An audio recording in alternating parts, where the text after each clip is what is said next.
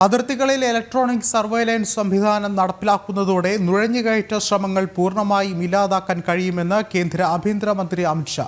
ജമ്മുകശ്മീരിലെ വിനയ് അതിർത്തിയിൽ BSF outpost സന്ദർശിച്ച ശേഷം അമിത്ഷാ ഉന്നത ഉദ്യോഗസ്ഥരുമായി ചർച്ചകൾ നടത്തി. വിവിധ പരിപാടികൾക്കായി ജമ്മുകശ്മീരിലെത്തിയ കേന്ദ്ര ആഭ്യന്തരമന്ത്രിയുടെ സന്ദർശനം തുടരുകയാണ്. ത്രിദിന സന്ദർശനത്തിനായി ജമ്മു കാശ്മീരിലെത്തിയ കേന്ദ്ര ആഭ്യന്തരമന്ത്രി അമിത്ഷാ കത്വയിലെ വിനയ് അതിർത്തിയിലുള്ള BSF ഔട്ട്പോസ്റ്റ് സന്ദർശിച്ചു. ഉന്നത ഉദ്യോഗസ്ഥരുമായി പ്രത്യേക ചർച്ച നടത്തിയ കേന്ദ്ര ആഭ്യന്തരമന്ത്രി ഔട്ട്പോസ്റ്റിലെ മറ്റുദ്യോഗസ്ഥരുമായും സംവദിച്ചു. പ്രതികൂല സാഹചര്യങ്ങളിലും രാജ്യത്തിന്റെ അതിർത്തി കാക്കുന്ന BSFന്റെ രാഷ്ട്രസേവനം വാക്കുകൾക്ക് അതീതമാണെന്ന് ആഭ്യന്തരമന്ത്രി വ്യക്തമാക്കി. അതിർത്തികളിൽ ഇലക്ട്രോണിക് സർവൈലൻസ് സംവിധാനം കൂടി നടപ്പാകുന്നതോടെ കൂടുതൽ സുശക്തമായി ഇടപെടാൻ BSFന് സാധിക്കുമെന്നും അദ്ദേഹം സൂചിപ്പിച്ചു. इलेक्ट्रॉनिक सर्वेलेंस सिस्टम जो हम खड़ा करना चाहते हैं, इसके दो मॉडल बने।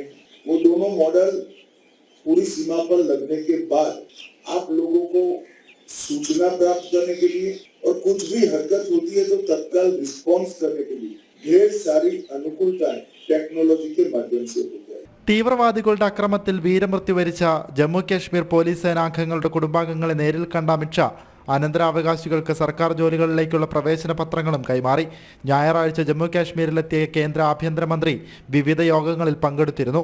ജമ്മു കാശ്മീരിലെ BJP നേതാക്കളുമായി കൂടിക്കാഴ്ച നടത്തിയ അമിത്ഷാ രാജ്ഭവനിൽ പ്രത്യേക യോഗം ചേർന്ന സുരക്ഷാ വിലയിരുത്തലും നടത്തിയിരുന്നു.